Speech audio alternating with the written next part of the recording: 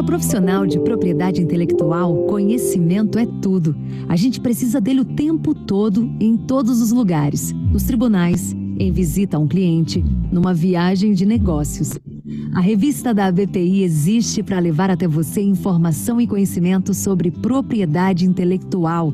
Escritos por profissionais renomados, seus artigos abordam temas de interesse permanente e o que está acontecendo a cada momento no panorama da propriedade intelectual no Brasil e no mundo. A novidade é que ela agora é digital e a coleção completa vai estar com você aonde você estiver, na hora que você precisar. Sem pesar nada e com a menor emissão de carbono. Indexada da melhor maneira possível, ela é agora muito mais fácil de se consultar. Os artigos podem ser buscados por autor, por data ou por palavras-chave de maneira intuitiva e muito rápida. Mas não é só isso. O aplicativo foi idealizado para ser seu ponto único de acesso a todos os conteúdos informacionais e serviços que a BPI disponibiliza em diferentes formatos para os seus associados. Por meio de um smartphone, tablet ou computador, o aplicativo conecta você à ABPI. Com ele, desde já você acessa não apenas a revista, mas também a newsletter da ABPI, as resoluções do INPI e a legislação de forma rápida e amigável. E em breve, também as lives, webinars, podcasts e todos os eventos e demais serviços prestados pela ABPI. O mundo se transforma, a ABPI se transforma junto para ajudar você a entender o sentido da transformação. O futuro é conhecimento, o futuro é sustentabilidade. A ABPI está cada vez mais digital e mais comprometida com o sucesso de seus associados. Ela é sua. Participe. Então, vamos começar. Boa tarde, porque eu cheguei e acabei não dando boa tarde. E o nosso professor de hoje é sucesso de audiência aqui, né? Que é o Pedro. Pois é. E, enfim, então, Pedro, seja bem-vindo. Não vou nem dizer que a casa é sua, porque é mesmo, né? Você já está bem habituado. E para a gente é um prazer ter você aqui de novo para dividir um tema que você mesmo acompanhou, que é de interesse de todo mundo aqui, enfim, de todos os presentes. Tá bom? Seja bem-vindo. Lembrando, Renata, oi, desculpa. Então, já vou Renata, concluir. que nós temos, perdão de ter te interrompido, mas é que acho que o momento é propício. É que quando os alunos elogiam muito o professor, a gente traz de volta, né, Renata? É verdade, é verdade. Enfim, eu ia passar para o Jorge, porque o Jorge fez uma cara de quando eu falei, e aí eu ia passar para ele dar as boas-vindas, assim, duas frases para a gente começar. Minha gente, eu cheguei agora, eu desejo boas-vindas e que a aula será um sucesso, né, Pedro? Você promete sempre. Então tá ótimo. Obrigada. Vamos lá, minha gente. Gente, brigadíssimo, obrigado pela oportunidade novamente. Da primeira vez eu agradeci bastante a oportunidade, dessa vez eu já fiquei incomodado, falei, meu Deus, como é que eu vou montar um PowerPoint da noite para o dia? Eu tentei ser divertido, mas o meu humor é peculiar, nem sempre funciona, então não se preocupem se vocês não entenderem alguma piada num PowerPoint. A gente vai falar de algumas coisas que eu gosto muito. A primeira é proteção de dados, mas isso é óbvio. A segunda é contencioso. Acho que, não sei se todos sabem, eu fui um advogado de consultivo durante muitos anos, descobri o contencioso tarde, me apaixonei e hoje eu não vivo sem. É por conta do contencioso que a minha vida está meio caótica, eu não tenho conseguido participar das aulas, peço desculpas. Eu adorei todas as aulas que eu assisti, foi super bacana e estou feliz de voltar e de poder rever algumas carinhas aí. E vamos lá. Fiquei muito feliz também com a notícia da BPI. Dessa estante que tem aqui atrás, não sei se vocês conseguem ver, tem uma estante grande aqui de livros. Duas prateleiras dessas são para a BPI. E eu preciso descobrir o que eu vou colocar no lugar desses livros quando esse aplicativo estiver funcionando. Elas vão sair da sua estante para a palma da sua mão. É bom que abre espaço na estante, né? Eu posso ocupar de outras formas. talvez com os livros de proteção de dados que estão entulhados lá na minha mesa, no escritório. Vou trazer para cá. Gente, e a gente vai falar de passado, que responsabilidade civil, apesar do foco da aula ser proteção de dados e, por consequência, a gente fala muito de LGPD. Quando eu vi o tema, né, eu volto para algum lugar do meu passado onde eu aprendi o que era responsabilidade civil. Eu vou compartilhar a tela.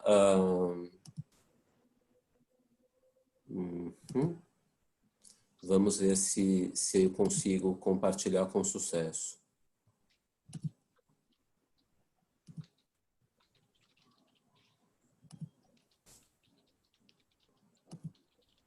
Sucesso. Sucesso? Todos vendo? Então tá bom. A primeira pergunta, bom, vocês sabem que eu gosto de bater papo muito mais do que de falar. Acho que o legal é a troca. A primeira pergunta é, o que é isso? O que é responsabilidade civil? E aí enfim, a gente pode ir lá na teoria geral do direito e falar de teoria, mas enfim, eu fiz um caminho diferente aqui. Eu falei, calma, quando eu falo em responsabilidade civil, o que eu lembro? Para o pessoal do Rio, essa foto não faz muito sentido. Para quem é de São Paulo, talvez faça. Esse é o Mackenzie. Eu estudei nesse prédio. Se vocês olharem aqui nessa escadinha aqui, ó, eu fumei muito nessa escada aqui, ó. Durante as aulas a gente saía para fumar e eu ficava ali no cantinho fumando. Ali era o fumódromo, Pedro? Era o Não parece caber muita gente ali, né? Quer dizer, não, aquilo é uma escada de emergência. A gente fugia da aula pela escada de emergência e às vezes só fugia para fumar e voltava. Eram outros tempos, a gente fumava. Tinha professor que fumava em aula quando eu entrei na faculdade. Parece que eu sou mais velho do que eu sou falando assim, mas a realidade era diferente em 2001. E aí enfim, eu fiquei pensando, né? Putz, a primeira vez que eu ouvi falar disso foi no Mackenzie, né? Direito Civil 2, 3, a gente começa a ver ali teoria do ato jurídico, do fato jurídico, do ato lícito, do ato ilícito, e vem um emaranhado, acho que, de ideias na cabeça. Eu acho que três elementos todo mundo tem muito claros. Assim, todo mundo, quando a gente fala de responsabilidade civil, todo mundo vai se lembrar desses 3 elementos, né? A existência de um ato ilícito, a existência de um dano e a existência de um nexo causal que ligue, né, esse ato ilícito a esse dano de forma minimamente direta, né? Eu acho que são os 3 elementos que a gente mais lembra. Mas tem mais coisa que vem na cabeça. Eu queria ouvir de vocês. O que vocês lembram quando a gente fala assim, responsabilidade civil? Quais são os termos que surgem para vocês? O Pedro, para mim, sempre vem a noção do dano. Tem a responsabilidade civil objetiva e subjetiva também, né? Excelente. Esse eu acho que é o que mais vem, né? Para todo mundo vem o... que mais que tem? Subsidiariedade. Boa. Esse eu não tinha lembrado, mas boa. Mais alguém? A gente começou animado que nem na última aula, mas no meio vocês engrenam, eu lembro disso. Eu vou deixar vocês falando aí, eu não vou continuar não. Alguém vai ter que falar mais alguma coisa. Bom, eu sempre lembro de contratos também. Contratos, tá. Teoria do risco. Teoria do risco, tá ficando quente. Pô, ninguém lembra? Tem duas boas aqui pra gente falar. Ilícito contratual e extracontratual. Tá. Lembrei agora do 4º elemento, ato ilícito, nexo, dano e a culpa, né? Tem que ter a culpa, não é isso? Culpa, muito bom, muito bom. Quem que falou culpa? Erickson. Erickson, você acabou de ganhar uma Coca-Cola. Opa! Excelente, é culpa. E aí, quando eu falo de culpa, vem mais coisa na cabeça, não vem? Responsabilidade objetiva e subjetiva. Isso. Culpa em vigilando. Estou lembrando no latinório. Culpa em eligendo, culpa em procedendo. Muito bom. Eu lembro... Ih, desconfigurou, gente. Mas eu lembro desses elementos aí, foi o que veio na minha cabeça quando eu comecei a pensar.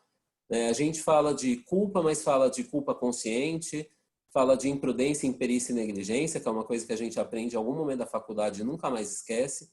Toda vez que eu falo imprudência, na minha cabeça vem os três juntos. Fala de dolo eventual. Então, acho que tem alguns elementos. E aí, para tentar organizar, né, a gente faz esse quadro do que é responsabilidade civil objetiva e do que é responsabilidade civil subjetiva. Os dois têm os mesmos três elementos tradicionais, né? Eu acho que a principal diferença é que no segundo eu preciso organizar essas ideias com relação à culpa, né? O elemento de culpa, e eu normalmente organizo, enfim, né? Eu não sou um civilista de formação, mas do que eu conheço de direito civil, eu sempre trabalho com esses conceitos dessa forma, né? Você tem o dolo tradicional, né? Você cometeu esse ato ilícito ou praticou essa omissão que seria ilícita com vontade, né? De forma voluntária e consciente, buscando aquele resultado. Tem o dolo eventual, quando você pratica de forma consciente, sem buscar o resultado, mas assumindo o risco do resultado. E aí, chegando na parte da culpa, tem a culpa consciente, quando você até imagina que o resultado pode ser obtido, mas não acha que existe um risco relevante e ainda assim pratica o ato, até chegar nas três formas tradicionais de culpa, quando você pratica o ato com imperícia, com imprudência ou com negligência. Eu acho que eu demorei anos para entender esse quadro e para ter esses conceitos fixados, mas eu acho que eles são importantes, vindo lá do direito civil, para a gente importar para o universo de proteção de dados. Eu lembro que quando eu dei a aula sobre evolução histórica, eu bati muito na tecla de que a Lei de Proteção de Dados era um marco novo, né, no ordenamento jurídico brasileiro. A gente estava tratando temas nessa lei que nunca tinham sido tratados na história do nosso direito. E certamente nunca foram tratados da forma como eles estão expostos na LGPD. Mas é óbvio que alguns elementos da lei, né, bebem de outras fontes do direito interno, e um dos elementos é esse, a responsabilidade civil. Na LGPD é decorrência direta do Código Civil. Voltando ainda no passado, né, eu acho que eu trouxe essa capinha do Código Civil, que era o Código Civil que eu usava nos tempos da faculdade. Já era eu peguei um pouquinho do velho e um montão do novo durante a formação. E lá no Código tem, né, a teoria dos atos ilícitos, que eu acho que é bastante conhecida por todos, né? Basicamente, aquele que por ação ou omissão violar o direito de alguém comete ato ilícito. Comete ato ilícito quem exerce um direito com abuso. E aí, as excludentes de ilicitude tradicionais, né? Os atos praticados em legítima defesa, no exercício de um direito reconhecido, e esse caso de remoção de perigo iminente. Eu acho que são conceitos muito solidificados, que, dependendo da área do direito que você trabalha na sua rotina, eles são amoldados para a sua área, né? Eu acho que quem trabalha com TI fica caracterizando o ato ilícito, por exemplo, na existência ou não de infração da patente ou da marca. Quem trabalha com direito do consumidor vai falar muito da existência ou não de vício de produto ou de serviço, da existência ou não de uma publicidade enganosa, mas toda a responsabilidade no direito brasileiro, toda a teoria da responsabilidade no direito brasileiro parte da base da teoria geral de responsabilidade do Código Civil. Aquele que comete ato ilícito tem, ainda no Código Civil, uma obrigação decorrente disso, que é a obrigação de indenizar. E aí surge esse elemento interessante, né, que distingue a responsabilidade civil objetiva da subjetiva, que é a questão da culpa, né? O Código fala lá no parágrafo único do 927 que existe a obrigação de reparar o dano independentemente de culpa, ou seja, a responsabilidade civil vai ser objetiva nos casos especificados em lei ou quando a atividade normalmente desenvolvida pelo autor do dano implicar, por sua natureza, risco para os direitos de outrem. Isso aqui é importante, esse conceito, porque quando a gente importa esse conceito para a Lei Geral de Proteção de Dados, isso aqui fica muito presente, né? Não só por conta dos casos especificados em lei, mas principalmente porque a atividade de tratamento de dados, por definição, implica risco para direitos de terceiros. Eu acho que aqui a gente tem um primeiro ponto de atenção para aguardar. E aí, para mostrar, né, para deixar claro que a lei não cria nenhuma teoria nova de responsabilidade civil, eu fiz esse comparativo dos artigos dos dois diplomas legais. No Código Civil, a gente tem aquele que, por ato ilícito, causar dano a outrem, fica obrigado a repará-lo, e aí na LGPD a gente tem pequenas modificações dessa estrutura, mas até a estrutura é parecida, né? Onde o Código Civil fala o Código Civil é uma norma geral, né? Então ele tem uma redação mais ampla, onde ele fala a LGPD escolhe o controlador ou o operador, né? É interessante que ele fala um ou outro, não um e outro, e ele poderia ter usado até a expressão conjunta, né? Os agentes de tratamento, mas não, ele preferiu colocar um ou outro. Lá o ato ilícito, né, descrito no Código Civil, vem na Lei de Proteção de Dados como violação à legislação de proteção de dados pessoais, e aqui eu queria destacar que foi ampla a redação, no sentido de que ele poderia ter dito em violação a esta lei, em violação às disposições dessa lei, e ele escolheu em violação à legislação de proteção de dados pessoais.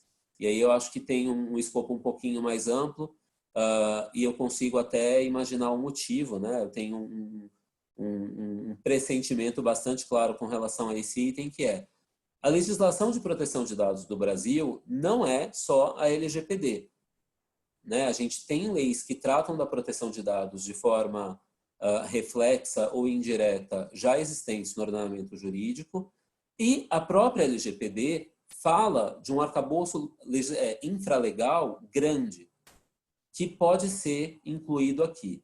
Então, toda vez que a LGPD delega a especificação de uma obrigação legal para a autoridade nacional, né, a autoridade nacional regulará tal assunto, né, conforme regulação da autoridade nacional. Eu acho que a gente também fala de uma obrigação de proteção de dados pessoais, de uma legislação diferente da aplicação direta da LGPD. Então, tem uma abertura aqui.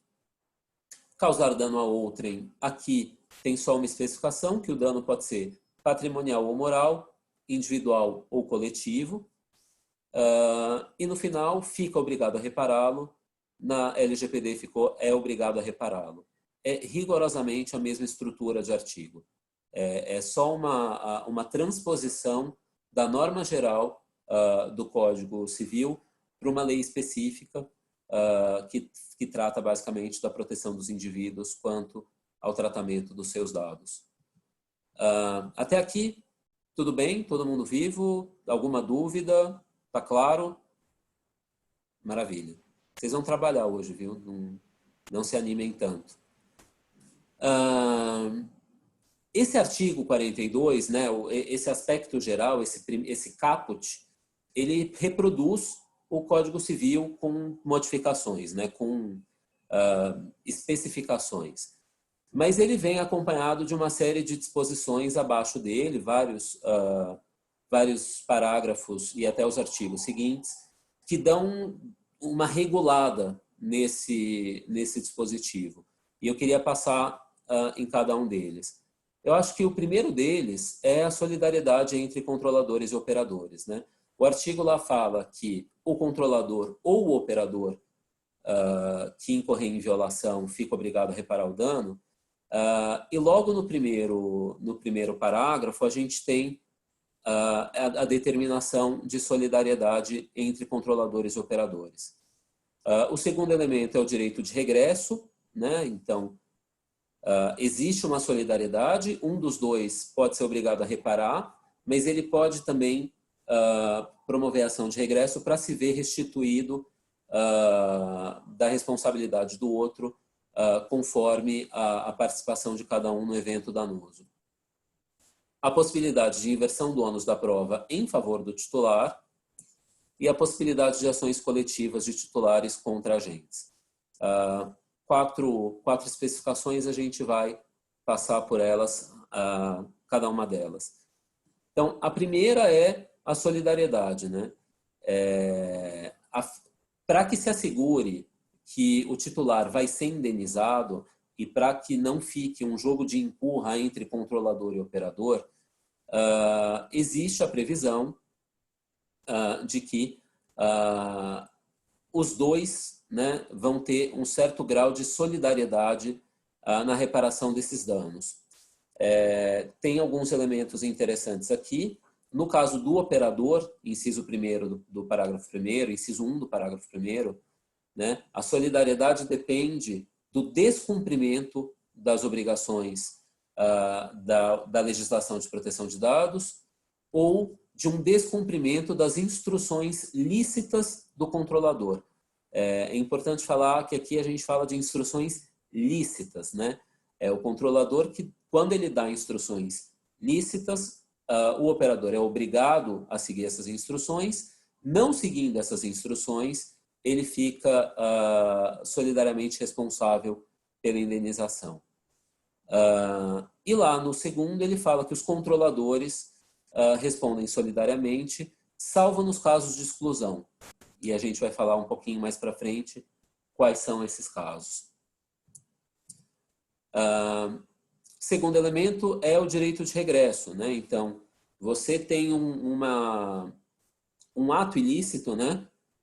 Num tratamento de dados envolvendo um controlador e 3 operadores. Um dos operadores é obrigado a reparar o dano. Ele pode, em ação de regresso, pedir a parcela de contribuição dos demais envolvidos para que ele tenha restituído ali, né, para que ele seja responsabilizado, em última instância, só na medida da contribuição dele. A inversão do ônus da prova, que eu acho que é talvez o elemento mais delicado aqui com relação ao nível de cuidado que controladores e operadores têm que ter. Daí tantas outras obrigações legais, né, tantas outras recomendações de quem faz consultoria de adequação à lei. Daí a necessidade de manter registros, gerenciar consentimento.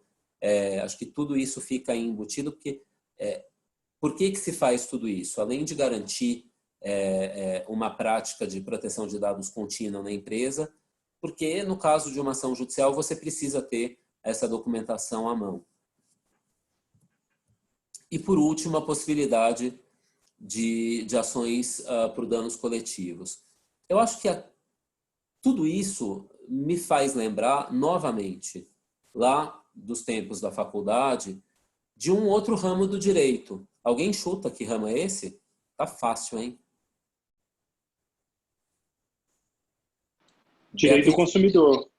Direito do consumidor, exatamente. Basicamente, a gente tem aqui uma esfera de responsabilização civil na Lei de Proteção de Dados muito parecida, não é igual, não estou dizendo que uma coisa é outra e que a outra coisa é uma, né? Mas existe uma semelhança aqui de tratamento, como se o legislador considerasse, partisse do pressuposto que o titular de dados é hipossuficiente em relação a controladores e operadores. E o legislador está certo nesse sentido, né? Eu acho que a gente está aqui numa determinada elite quando o assunto é conhecimento sobre proteção de dados pessoais. Certamente a gente conhece mais o tema nesse foro do que 99,9% da população brasileira, e ainda assim não é garantido que cada um de nós leia atentamente, compreenda os termos e condições de uso de todos os serviços que a gente acessa, compreenda as políticas de proteção de dados e privacidade e tome decisões super conscientes e instruídas sobre cada um deles. Falo por mim. A coisa que eu mais faço na vida é clicar em li, aceito, concordo e mandar bala. Quando muito, eu olho se tem um cadeadinho no canto da tela para garantir que o meu cartão de crédito não vai ser clonado. Garantir, entre muitas aspas. Eu acho que a hipossuficiência é um fato quando a gente fala de tratamento de dados pessoais. E eu acho interessante que a lei tenha previsto todos esses mecanismos de proteção do titular.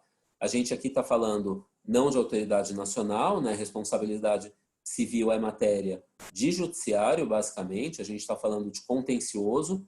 Então, mas a lei já dá um escopo de proteção processual interessante para os titulares. E tem um artigo dentro de responsabilidade civil na LGPD que eu gosto bastante, que é o que diz que as hipóteses de violação do direito do titular no âmbito das relações de consumo permanecem sujeitas às regras de responsabilidade previstas na legislação pertinente. Então, aqui tem uma interface clara, expressa, entre as duas legislações.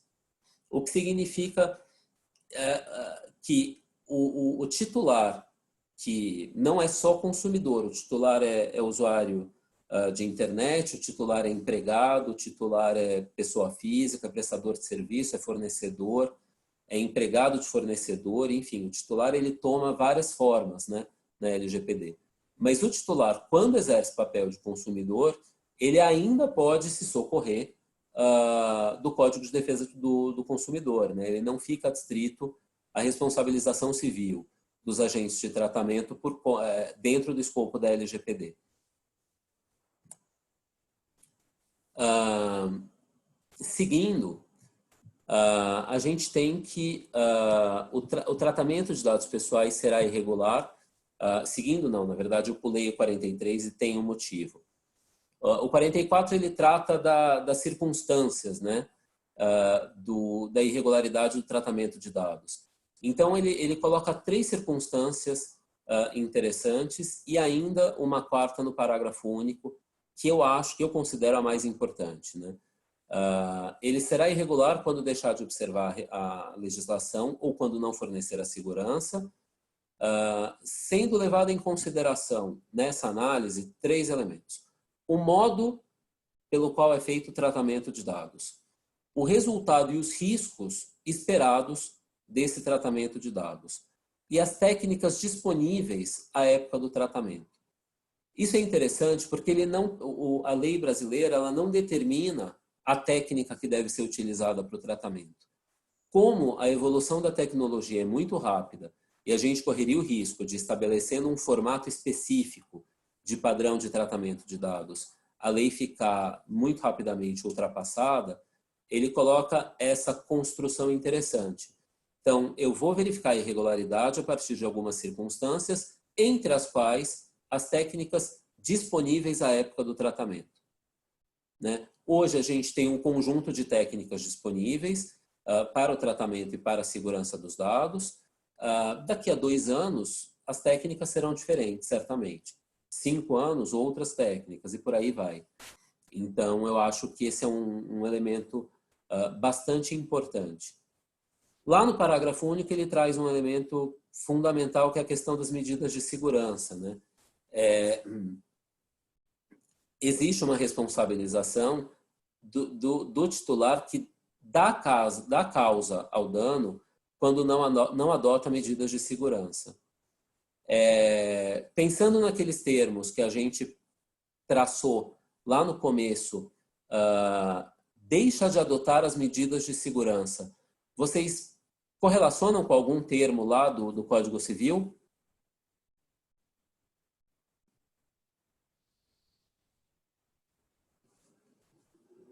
Gente, zero, silêncio, todos dormindo. Só vejo o Erickson e a Ana Carolina na minha tela e os 2 estão acordados, mas os outros, não sei. Eu acho que é mais questão da imprudência, né? Não sei, alguma coisa nesse sentido. Quase. Existe um elemento de imprudência, mas considerando as obrigações que o titular, que o agente de tratamento tem com relação aos dados, não adotar medidas de segurança é um caso de negligência.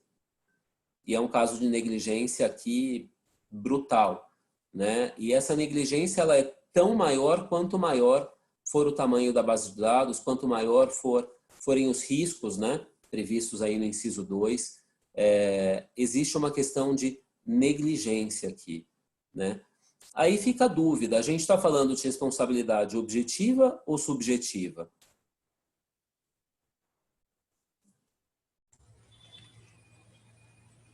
Definida pela lei de GPD. Depende do nexo de causalidade. Não? Não, depende do elemento de culpa. Na verdade, tem muita discussão, né? Se a LGPD previu responsabilidade civil objetiva ou se é até... Não sei, acho que a gente poderia até falar numa responsabilidade civil especial, né? Não sei, porque não... né? Não sei, porque, assim, aparentemente independe de culpa, né? Aparentemente, mas também tem outros elementos que, né, demonstram que precisaria aí comprovar a culpa. Então, que aí acho que não sei se é no 43 que trata isso, mas da questão da inversão do ônus da prova, né? Então, eu tenho que demonstrar que eu não agi de uma forma contrária à legislação. E aí, se isso seria uma responsabilidade objetiva. Mas, assim, já estão falando, eu já tenho até escutado uma responsabilidade civil especial. Não sei. Qual que é a sua opinião? Qual que é a minha opinião? Eu vou contar no final da aula, que nem eu fiz da outra vez, porque aí garantiu que todo mundo ficou até o fim. Eu acho que esse é um dos pontos de maior tensão na interpretação da LGPD, né? Muita gente entende que existe responsabilidade civil objetiva, e eu entendo esses argumentos, e muita gente fala em subjetiva, e eu também entendo esses argumentos. Eu acho que existem bons argumentos para os dois lados, né?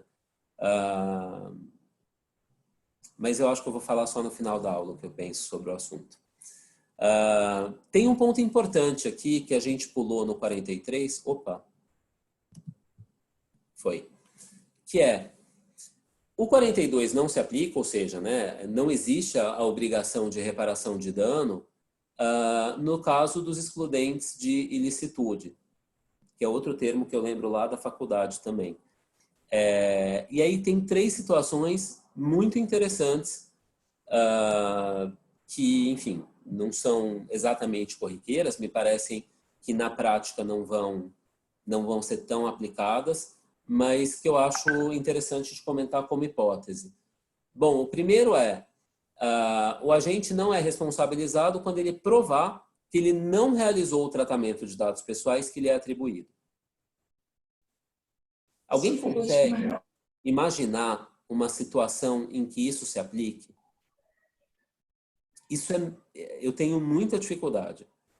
Alguém entra com uma ação contra uma empresa alegando um tratamento ilegal de dados e a empresa responde falando, imagina, ilegal? Eu nem tratei os seus dados. Eu nem trato esses dados. Esse tratamento que você está falando, nunca fiz.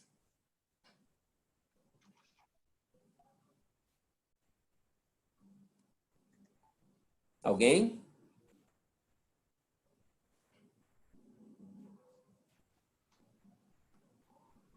Olha, eu não consigo imaginar. Eu tenho também muita dificuldade de imaginar essa situação.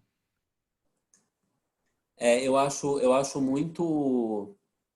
É pouco provável. Mas acontece. E aconteceu recentemente com um cliente que eu atendo na área de comércio eletrônico. Não foi uma ação judicial, a LGPD não está em vigência ainda, olhem os relógios, mas ele foi notificado por uma empresa, por um cliente, pessoa física dele, que dizia que houve, com toda certeza do mundo, houve um vazamento da sua base de dados. Por quê? Porque uma compra foi feita no meu perfil, usaram o meu login, a minha senha, acessaram a minha conta na sua loja virtual, fizeram uma compra com os meus dados, usando um cartão de crédito de terceiro. e mandando entregar na minha casa. E a história estava toda mal contada, mas a notificação tinha um tom de eu sei que houve um vazamento. Eu tenho certeza que houve um vazamento. Porque como teriam acessado a minha conta se não tivesse havido um vazamento? O cliente tem uma área de segurança da informação imensa, não tinha nenhum indício de vazamento de qualquer informação naquelas semanas. Inclusive nos fóruns de hackers, onde normalmente se trocam essas bases de dados vazadas quando existe um vazamento. Então, o cliente falou, não sei o que aconteceu, o cara falou que vazou, mas não vazou. E tudo bem, a gente respondeu a notificação. Tem diversos elementos que podem ter acontecido nessa situação. Eu suspeito, alguém aqui tem conta no site Vaquinha? Aquele site de vaquinha virtual? Eu tenho conta. Eu tenho uma conta lá. Inclusive já contribuí em algumas vaquinhas, etc. Então, por isso acabei tendo uma conta lá. Então, e teve outro... Alguém tinha conta no Hotel Urbano? Eu também. Dirceu, mude as suas senhas. O Hotel Urbano informou até, né, recentemente. Pelo menos eu recebi um e-mail falando que tinha sido vítima. O Hotel Urbano já informou, a do Hotel Urbano foi antes, a do Vaquinha foi depois. Talvez Vaquinha informe em algum momento, né, que houve esse vazamento.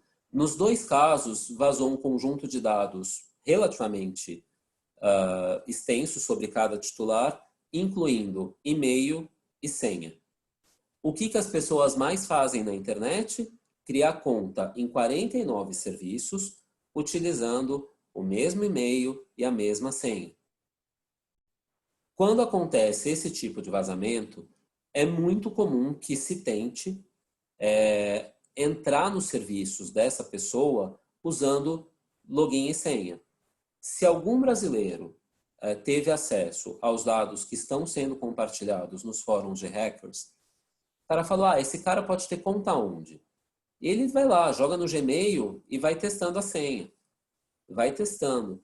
Mas quando é um comércio eletrônico, Gmail é uma coisa que as pessoas até mudam a senha com alguma frequência. E tem autenticação de 2 fatores, enfim, é um pouco mais complicado. Mas quando você fala de comércio eletrônico, às vezes você faz uma compra em 2015 e nunca mais entra naquele site. E aí o cara conseguiu acessar aquela conta. Meu palpite, eu acho que é isso que aconteceu nesse caso. Respondi a notificação do jeito que eu entendi mais correto, em conversa com as áreas de segurança da informação, proteção de dados e jurídico do cliente. Acho que o assunto foi bem tratado da minha parte. Mas eu atendi o que dispõe o 43.1?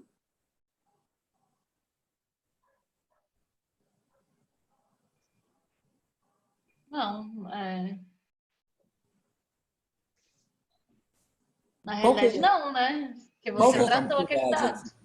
A dificuldade aqui está no finalzinho do caput. Não serão responsabilizados quando provarem que não realizaram o tratamento de dados pessoais. Na verdade, é prova negativa, né? Exato. Então, é uma excludente de ilicitude que eu não consigo imaginar a aplicação prática. Como eu provo que eu não realizei um tratamento? Né? É muito difícil. Então, a primeira é excludente de ilicitude, mas não é muito. Né? Porque, na prática, não vou dizer que não dá para ser aplicado. Eventualmente, alguém descobre um jeito, mas eu não vislumbro hoje uma forma de se socorrer dessa excludente. Pedro, licença, talvez com o registro dos tratamentos possa ser comprovado, né? O controlador tem um registro de todos os tratamentos que ele realiza e tal. Seria uma possibilidade ou é muita viagem? Eu acho que é uma possibilidade interessante, mas ela não prova que não realizou. Ela vai provar os que você realizou e foram registrados. Ah, tá. Mas ela não consegue provar que alguém conseguiu burlar o log do sistema, né, e fazer um tratamento sem que o correspondente registro fosse armazenado. Tá. E mesmo os registros, quando a gente faz, né, mapeamento, né, dos fluxos de dados, aqueles registros que são mapeados, né, não quer dizer que são os únicos. Quem atende cliente nessa área sabe. Ah, tem um sistema maravilhoso lá de RH, tudo automatizado, vem para cá, vai para lá, não sei o quê. E folha de pagamento? A gente manda o Excel para o banco. Aí você fala, meu Deus, né? Excel não, pelo amor de Deus. Não tem registro, né? A coisa se perde, o e-mail pode ser encaminhado. Tem aquele caso da Unicinos, que eu acho que eu comentei já em alguma aula, que foi justamente isso, o compartilhamento de uma base de dados que estava salva em Excel, e o cara mandou para todos os alunos da universidade. Enfim, então, eu vejo dificuldade em, pensando como advogado de contencioso, né? Se chega um caso e o cara fala, eu não tratei esse dado, não tenho. Eu ia falar, tá bom, me ajuda a provar, porque eu não consigo te dizer que documento eu preciso aqui. Então, aí não vai acabar sendo enquadrado naqueles casos que a gente, nem sei se hoje em dia ainda usam, né? Mas usavam de prova diabólica, aquela que você não consegue especificar qual o tipo de prova necessária para a comprovação, ainda que seja do ato negativo? Tem um beco sem saída aí.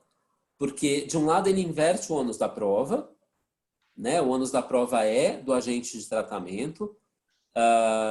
De outro lado, eu tenho que fazer uma prova negativa e eu não consigo sequer inverter de volta ou fazer o que na época do novo CPC, lá em 2015, a gente falou muito, né? A distribuição dinâmica do ônus da prova. Não se aplica aqui, né? Eu fico preso num relativo beco sem saída. Talvez nos primeiros anos aí de vigência da lei, a gente consiga identificar algum encaminhamento dessa questão, mas de cara, como advogado de contencioso, né, coisa bate na minha mesa, eu falo, o que tem de prova? Né? Como é que a gente prova isso? Fiz isso, fiz aquilo, cadê a prova? Tem documento, tem parecer, tem laudo, tem testemunha, tem confissão, o que você tem para me dar aqui? Nesse caso, não consigo imaginar. O segundo... a segunda excludente, a excludente seguinte, fala de que quando ele realizou o tratamento, não houve violação à legislação de proteção de dados. O que, para mim, não é uma excludente de licitude, é uma decisão de mérito na ação judicial. Na verdade, assim, quando eu provar que eu não violei a lei, eu não sou obrigado a indenizar. Sim, é a improcedência da ação do titular. Então, essa excludente também, na minha opinião, não é muito uma excludente. E no terceiro caso, quando o dano é decorrente de culpa exclusiva do titular dos dados ou de terceiro. 2 pontos aqui. Primeiro, culpa exclusiva do titular dos dados. Exemplos. Alguém tem ideia? Mas é que é difícil provar, né? Mas eu penso quando o próprio titular, sei lá, anotou a senha dele num papel e perdeu, ou fez, sei lá, perdeu o notebook, perdeu o Dá celular, a senha para alguém, né? Ou não mantinha no celular aquelas né, senha para entrar, essas coisas assim, né? Mas assim, é difícil provar também, né? Foto do cartão em rede social, vi aqui no chat. Eu acho que são essas situações exatamente. Tem gente, eu conheço gente, eu não vou falar nomes, tá? Não posso, que é conhecido. Que tem o celular assim, e aí coloca aqui atrás um post-it, com um monte de senha pequenininha. Também conheço gente que pega o celular e coloca lá no bloco de notas, né? A primeira linha do bloco de notas está escrito senhas. E aí embaixo vem todas as senhas. Então, assim, é caso de culpa exclusiva do titular dos dados. O interessante é que aqui ele não fala a questão de prova continua perigosa. Como é que eu provo que aquele dano foi causado porque alguém pegou a senha do cara e acessou a minha rede, né? E não foi uma falha interna? Também é muito difícil fazer essa prova. Mas queria falar também agora da culpa exclusiva de terceiro. Alguém consegue imaginar a culpa exclusiva de terceiro? Um hacker. Era o ponto. Hacker.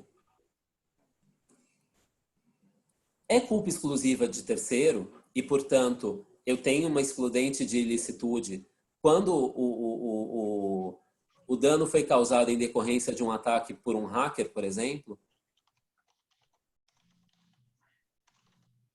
Eu acho que nessa situação, só se você adotou todas as medidas de segurança e tudo mais, e mesmo assim você não tinha como prever, sei lá, uma tecnologia nova e tudo mais, e aí o hacker foi lá e violou aí os dados. Mas, assim, seria nessa situação, porque de qualquer forma a empresa tem que adotar as medidas de segurança. Ô Pedro, mas essa questão do hacker, e se para os três tipos de responsabilização para exclusão, né, eles alegarem que foi o hacker? Tipo, a primeira, foi o hacker. Não, mas alegar é fácil, mas volta lá para o caput. Né? A última palavra do caput é que mata esse artigo. Eu preciso provar. Não, que moraliza, né, Pedro? Não, destrói no sentido que esse artigo não ele é virtualmente letra morta. Esse é um dos artigos que eu quero acompanhar a aplicação muito de perto, porque é muito difícil fazer esse tipo de prova. Nos três casos. E aí, voltando para quem me perguntou qual que era a minha posição, aqui eu tenho uma posição clara para compartilhar com vocês.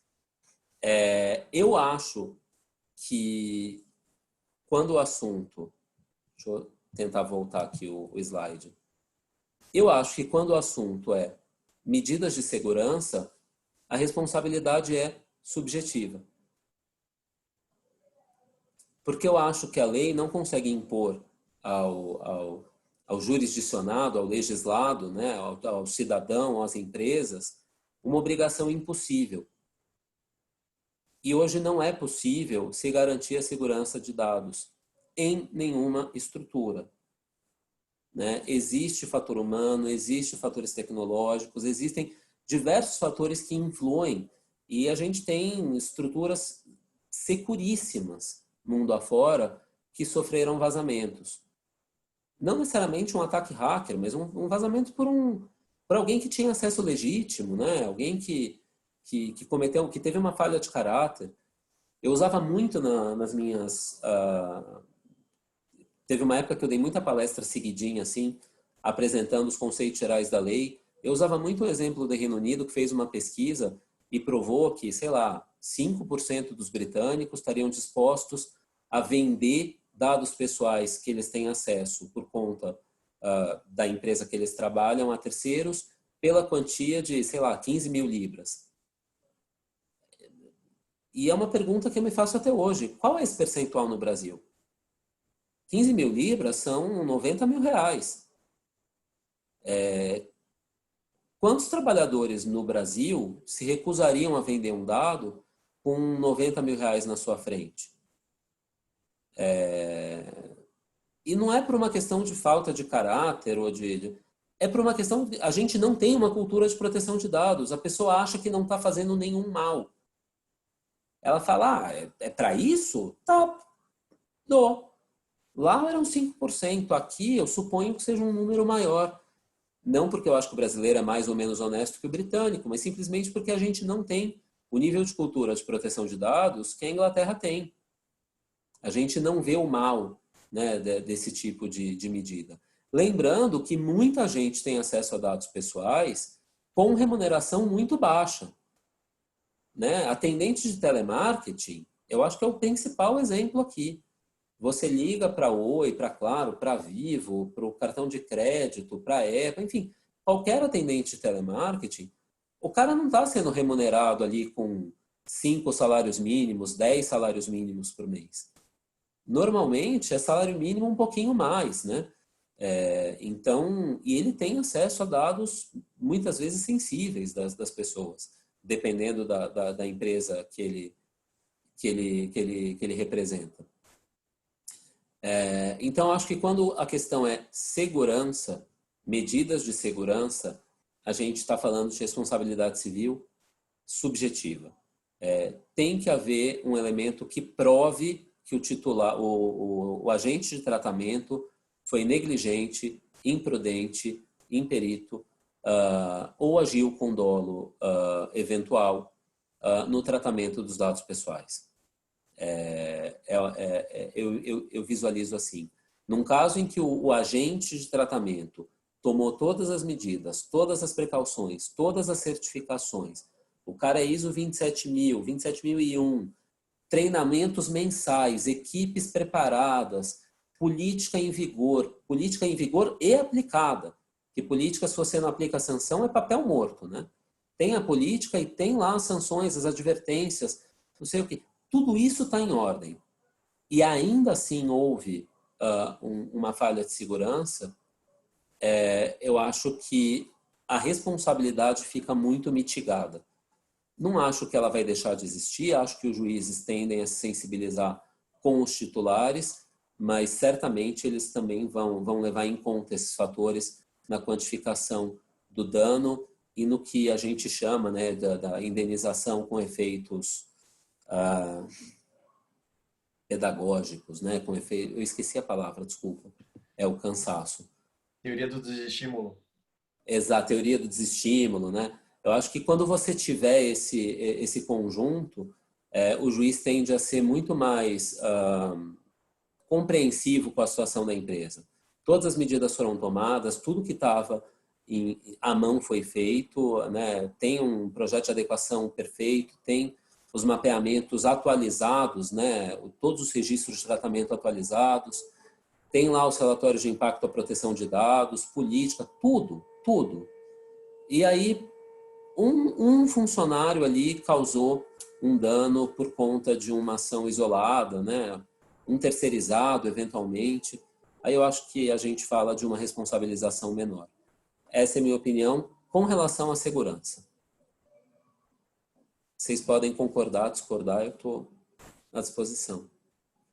Não quer dizer que eu vá mudar de ideia, mas é sempre bom ouvir.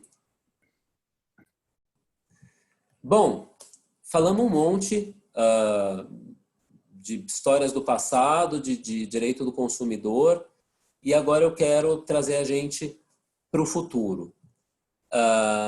E a gente vai para o futuro porque essa aula é sobre responsabilização, responsabilidade civil, e a gente tem 5 personagens na lei.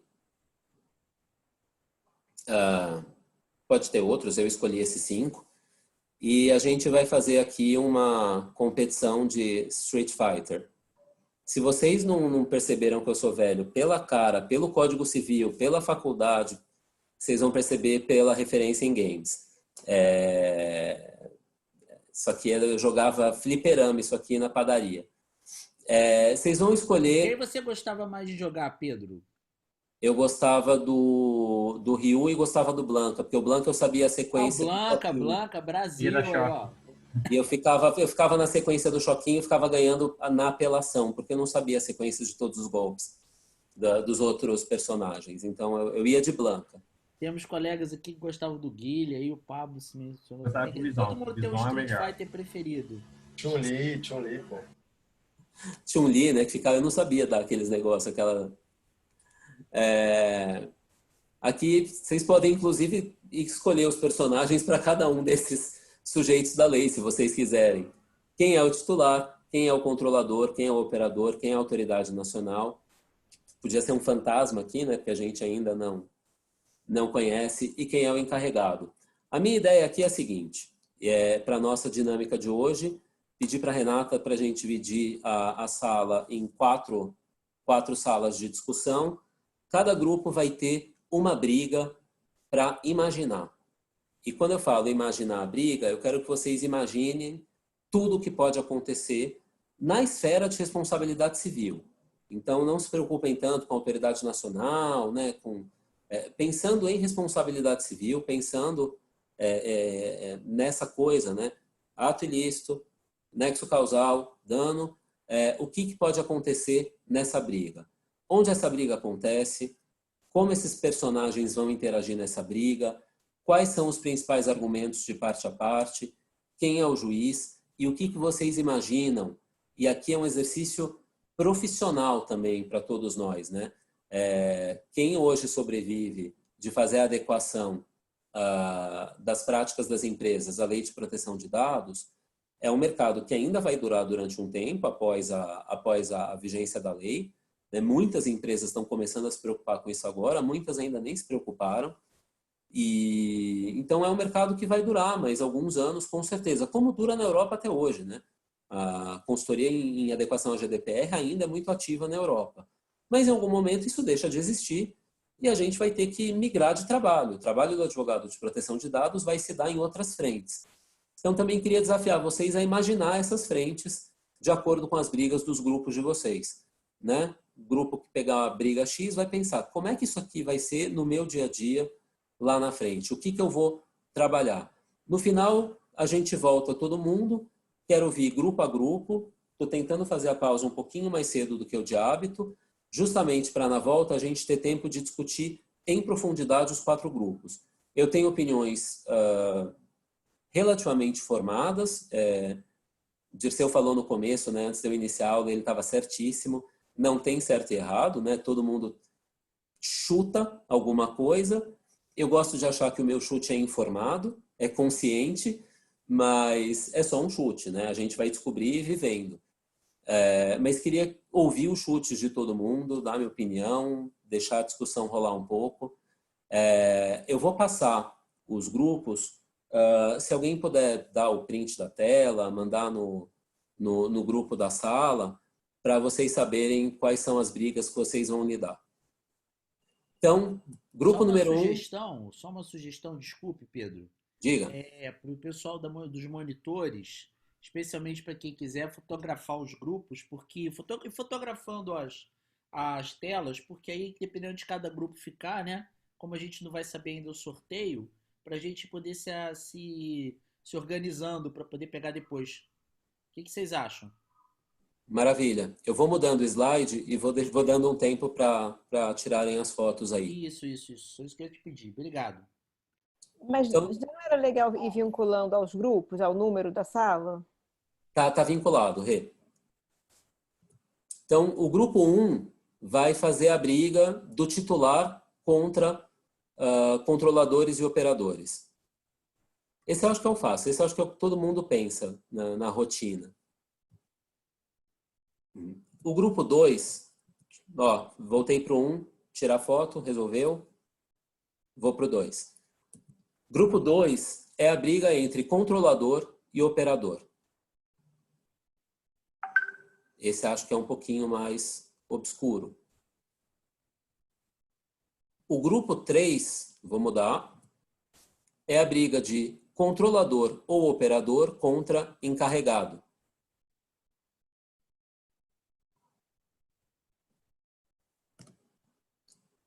E agora eu vou mudar para o grupo 4. É a briga de controlador ou operador contra a autoridade nacional.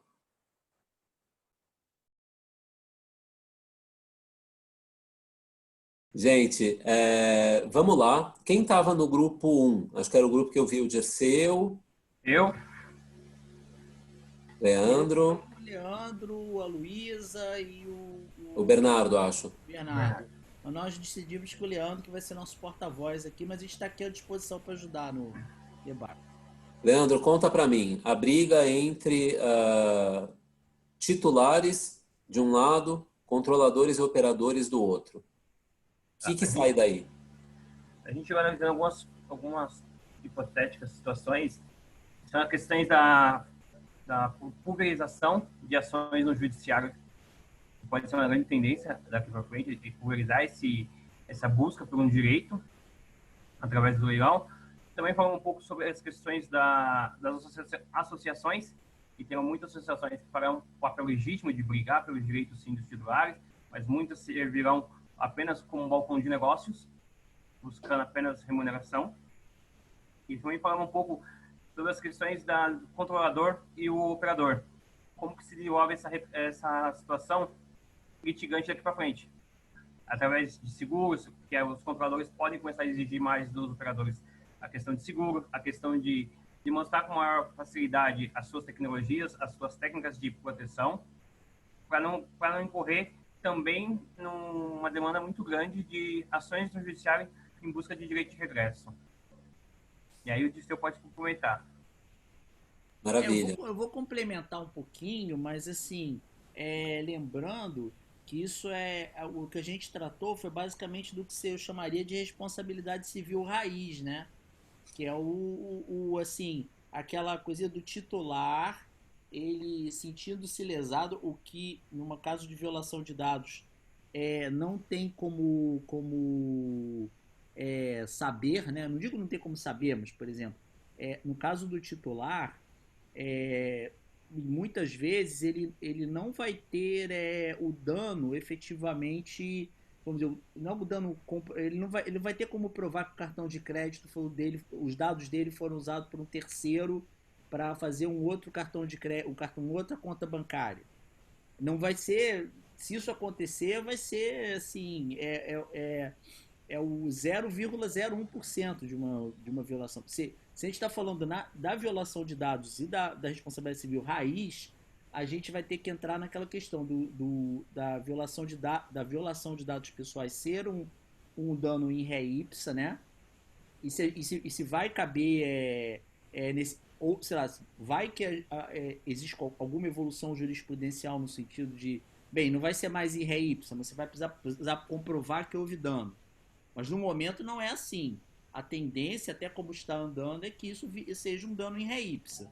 E a gente tratou desse ponto, quer dizer, e também tratamos de como seria a relação, por exemplo, nos casos aonde, talvez porque chegou na mídia, né, Leandro? Talvez porque chegou na mídia, o titular tomou conhecimento de que havia um controlador e um operador e entrou com ação contra os dois. Porque em alguns casos, por exemplo, a gente usou o exemplo lá, sei lá, da loja Renner, o titular vai dizer, olha, eu tenho uma relação de consumo com ele porque eu tenho o cartão de crédito da loja, ou eu tenho uma relação com ele porque eu sou cliente habitual, pode mostrar umas faturas, etc. Ele vai ter alguma coisa para mostrar, mas com o operador, o titular já não tem relação nenhuma, né? O dado dele só foi parar no operador por causa do controlador. Então, por um lado, ele vê, sei lá, na mídia, a empresa controlador, a empresa, sei lá, a Renner, delegou a empresa XYZ esse serviço, a empresa XYZ foi quem motivou o vazamento, a violação, etc. Ele vai ter que criar vamos dizer assim, ele vai ter que equacionar isso dentro de uma petição simples de juizado.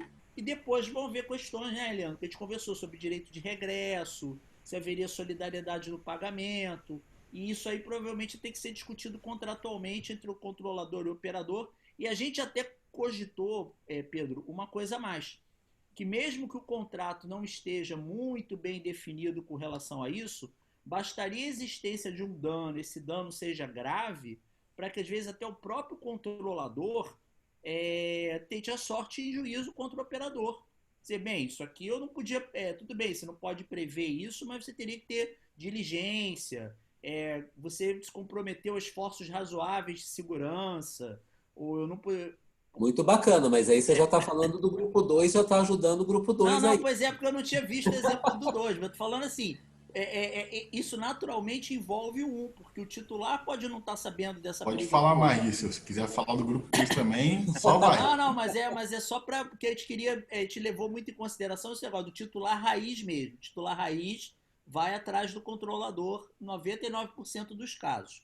Se tiver no anúncio lá, no recorte de jornal, na matéria que ele leu na internet, dizendo que tinha um operador, ele provavelmente talvez queria ir atrás do operador também. Mas a gente até cogitou o ponto de, como é uma relação de consumo, existiria uma possibilidade de alguns, não estou dizendo que o judiciário como um todo, mas podia ser que alguns juízes simplesmente dissessem, olha, não caberia denunciá-lo ali, de que você não tem uma relação de consumo com ele. A sua relação de consumo é com o controlador. Então você resolva com o controlador. Você começar a misturar o operador na história, o operador, entendo eu, poderia peticionar até no juizado especial dizendo, olha, não tem nada a ver com isso. Nada a ver, entre aspas, assim, eu não sou... eu não estou na relação de consumo.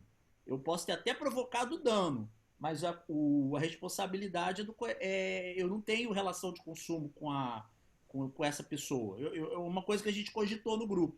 Mas é para debater, sabe? É para discussão. É uma coisa que a gente cogitou. A gente falou também... Diga.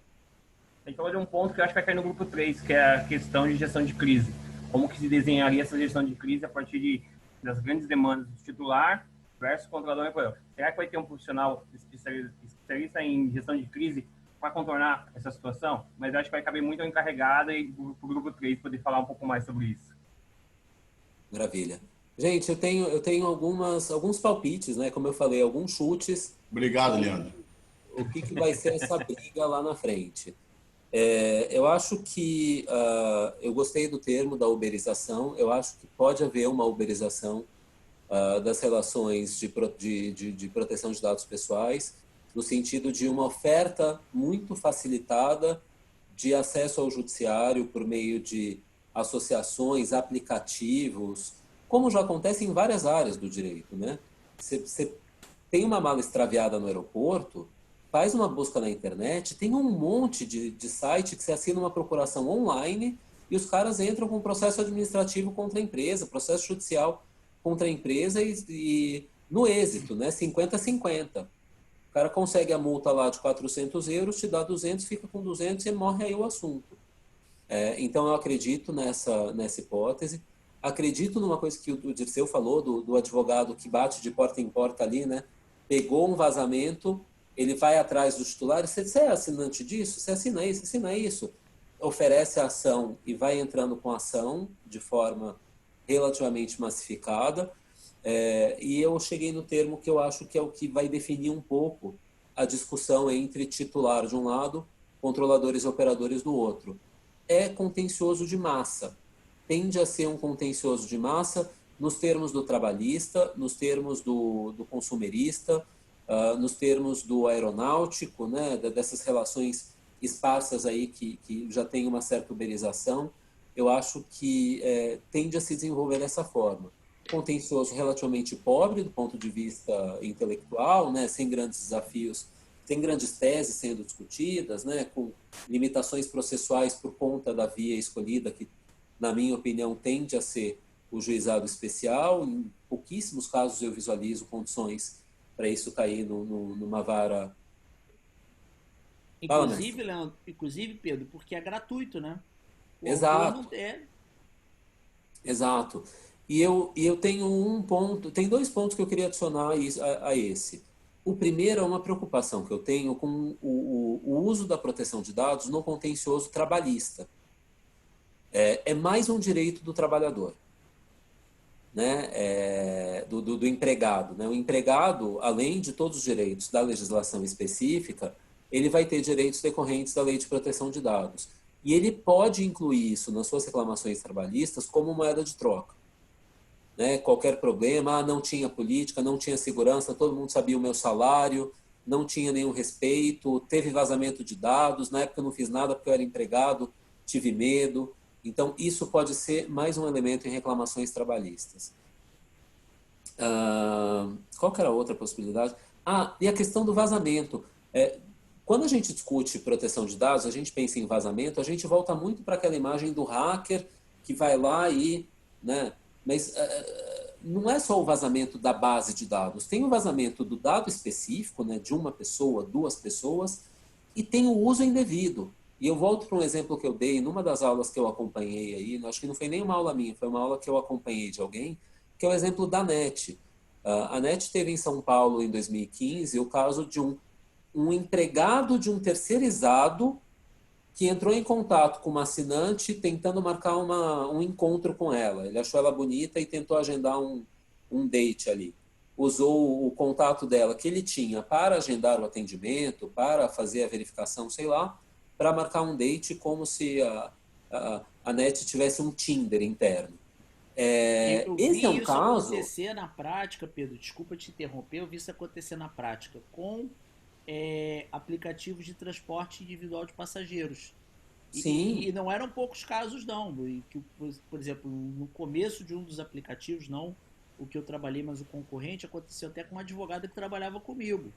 O rapaz depois aproveitou que tinha ficado com o telefone, você tinha acesso ao telefone para poder mandar um SMS para poder dizer que estava... E resolveu fazer insinuações. Te achei muito bonita, queria te conhecer e sei onde você mora, porque foi onde eu fui te levar de madrugada, né? Então isso aí gera uma... isso seria uma situação clara de um dado que eu como consumidor, foi tão bom você levar esse exemplo, eu teria uma expectativa de que ele está sendo protegido adequadamente. Aí é uma questão, assim, por exemplo, eu teria pelo menos a expectativa de ter certeza de que meus dados, sei lá, endereço, nome, que fosse, não vazariam dessa forma, né? Ou não poderiam, nem vazaria, não seriam utilizados dessa forma indevida. Exato. Eu acho que esse é um caso que tende a ser até mais recorrente, porque realmente é muito difícil, né, estabelecer, clonar o meu cartão de crédito. Eu vou processar quem? Como que eu vou saber quem vazou o dado do meu cartão de crédito? Todo mundo tem meu cartão de crédito hoje, gente. Só vocês não têm. A Nespresso tem, a Apple tem, a Amazon tem. Todo mundo tem meu cartão. É fácil ter meu cartão de crédito. Pedro, você considera possível que haja um agrupamento, ou seja, uma graduação do tipo entre a violação e o uso indevido, que eu acho que são coisas distintas, e o vazamento? Porque se a gente coloca o vazamento de uma maneira genérica, em que a gente não sabe exatamente quando foi o uso e para qual é a finalidade e tudo mais, a gente corre o risco de cair naquelas ações repetitivas de direito do consumidor, em que se estabelece um valor ali quase que simbólico e vai ter ação em série, né? Por outro lado, em alguns casos, a gente pode ter, sim, um impacto diferenciado, um dano efetivo, enfim, mais complexo. Como é que você examina essa graduação do mesmo evento gerando danos distintos? Eu acho que vai depender muito do tipo de ação repetitiva que se estabelece, né, do dano que se quantifica ali como um dano padrão e, enfim, se alguém tiver um dano extraordinário, né, então, sei lá, teve um vazamento de dados os dois que tiveram recentemente não tinha cartão de crédito, por exemplo, nem o Hotel Urbano, nem o Vaquinha. Mas vamos supor que num dos dois a minha senha do Hotel Urbano fosse a mesma senha que eu uso no PayPal. E aí a pessoa pegou esse dado, né, eu não fui notificado em tempo pelo Hotel Urbano, pegou esse dado e usou o meu PayPal para comprar R$20, que é o meu limite do cartão de crédito. Eu vou ter que ir lá e provar. E aí eu tenho um dano efetivo, né, comprovado, que eu posso tentar atrelar falando, olha, não recebi, usava a mesma senha, o indício é forte, prova que não foi. Mas também é difícil por conta de matéria de prova. E aí, nesse caso, você teria que sair do JEC, porque seria um valor mais alto, teria uma dilação probatória diferente. Então, vai depender muito. Eu acho que vai ficar no massificado, de forma geral, com casos específicos indo para o estratégico. Esse caso, por exemplo, de uma mulher que é abordada indevidamente por um terceirizado na NET ou por um motorista de aplicativo, dependendo do nível de assédio ao qual ela é submetida, certamente daria uma ação tradicional, né? Não juizado especial, uma ação de vara cível, né? Eventualmente com pedido de tutela antecipada, com um caráter inibitório, indenizatório. Acho que, de repente, tem até um pacote mais amplo aí para ser discutido. E não necessariamente contra o operador, né, que é a pessoa que está usando o dado dela indevidamente, mas até contra o controlador, né? Eu imagino, no caso desse, uma ação inibitória e indenizatória, em que eu pediria a tutela inibitória contra o operador e a indenizatória contra os dois, sabendo que quem vai pagar é o controlador. Né? Eu vou atrás do deep pockets, né? Cadê o bolso profundo aqui? Né? O dinheiro vai sair de quem? Não adianta ganhar e não levar. Então, eu acho que tem essa... É mais fácil, né? Eu acho que tem essa possibilidade, tá? Eu vejo, mas a minha tendência é de olhar para um mercado massificado, assim, e provoquei isso no grupo e queria trazer também, que é a questão da teoria do ilícito lucrativo, né?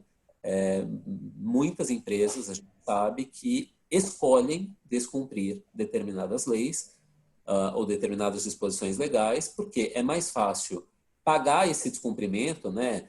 Eventuais indenizações, eventuais multas, do que efetivamente estabelecer um programa de cumprimento daquela lei. Eu imagino que isso possa acontecer aqui.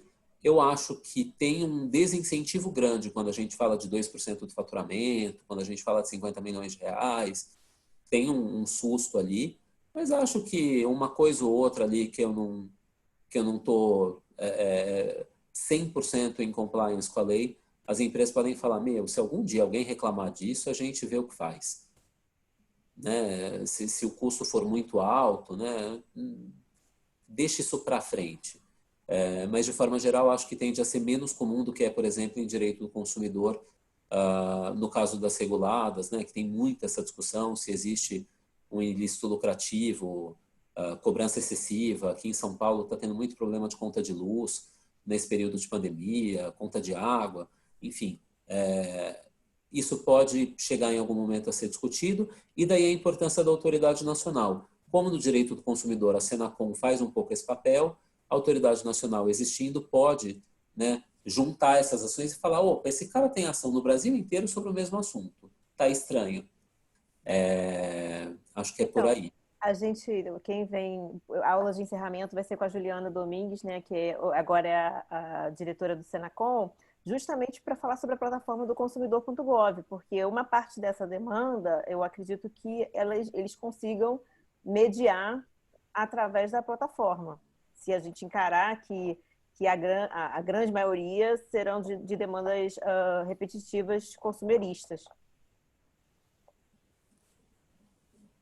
Eu acho que esse é o cenário, sabe? De novo, chute, né?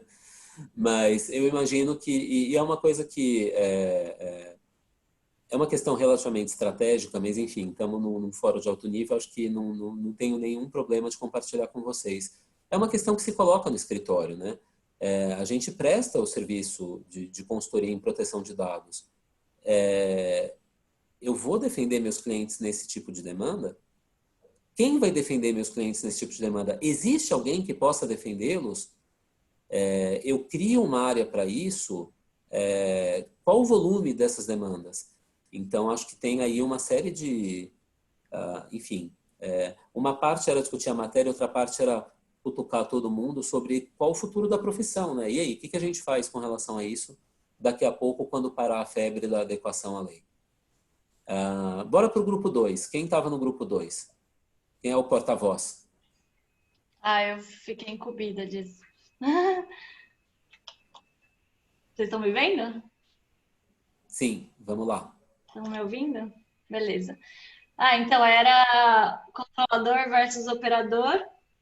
Então a gente pensou assim, a relação vai ser muito regulada via contrato, né? Então, em relação ao operador, para ele poder ser responsabilizado, ele não tem que ter cumprido as ordens do controlador, né? Então, por exemplo, no caso que vocês mencionaram aí da NET ou do Uber, né? Se o operador trata aqueles dados para fins ilegítimos e que ele não estava autorizado, aí o controlador poderia entrar com eventual denunciação à lide ou uma ação de regresso em relação a esse operador, né? Também a gente pensou na questão do operador versus controlador. quando o controlador passa para o operador instruções que violam a legislação de proteção de dados, né? Aí a gente até pensou, se a gente fosse advogado do operador, provavelmente iria exigir que o controlador assuma a responsabilidade em relação a todos os danos que o operador tiver, né? Se o controlador insistir aí num inadimplemento, né? Num descumprimento legal. Então, e aí essa responsabilidade tem que incluir, inclusive, se o operador perde certificações em razão disso. E aí também, Pedro, quando você conversou com a gente, você tinha falado sobre as pessoas físicas que atuam como operador. Você estava falando mais nessas situações de Uber, essas coisas, ou você estava falando como se o empregado atua como operador e aí o controlador, enquanto empregador, vai poder, que nem você falou, de uma violação de folha de pagamentos, né? Se, por exemplo, é alguém do RH que transfere esses dados para um terceiro. Aí, nessa situação, né, poderia ser o controlador operador, o escritório versus banco, né? Ou também pode ser escritório versus funcionário da RH, e vai envolver muita legislação trabalhista também, né? Que aí as questões de política de privacidade, que elas devem também prever penalidades para elas não ficarem inócuas e também para não aumentar aí a insegurança aí do controlador. Ótimo. Acho que vocês passaram por vários pontos que eu tinha imaginado, quase todos. Acho que eu tenho 2 comentários breves. O primeiro existe... É muito comum que o operador e o controlador tenham uma relação de longo prazo, né? Não necessariamente o operador foi contratado para fazer um tratamento de dados e some, né? É o banco, é o plano de saúde corporativo, é o prestador de serviço recorrente. As empresas, elas estão próximas, né? De certa forma. Então, não necessariamente essa briga acontece no judiciário. Essa briga pode acontecer numa sala de reuniões, falando, meu amigo, você fez um negócio aqui, olha a encrenca que você me causou, eu vou responder a ação, tudo bem, mas você divide a conta comigo? Né? Ou a culpa foi tua, vou te colocar aqui na ação, você se vira lá. Eu acho que tem uma coisa são partes que não são necessariamente litigantes, elas podem estar num conflito de interesses específico, mas elas podem ser parceiras de longo prazo. Acho que isso é um ponto importante. Nesse sentido, além da sala de reunião e de uma possível autocomposição, eu recomendo demais o uso de arbitragem. Se a gente está falando de 12 empresas de relativo porte, compartilhando bases de dados, né, dando acesso uma base de dados da outra, para que uma e outra operem como operadoras ou controladoras dos dados uma da outra, talvez você não queira ter essa discussão no Fórum Central, sabe?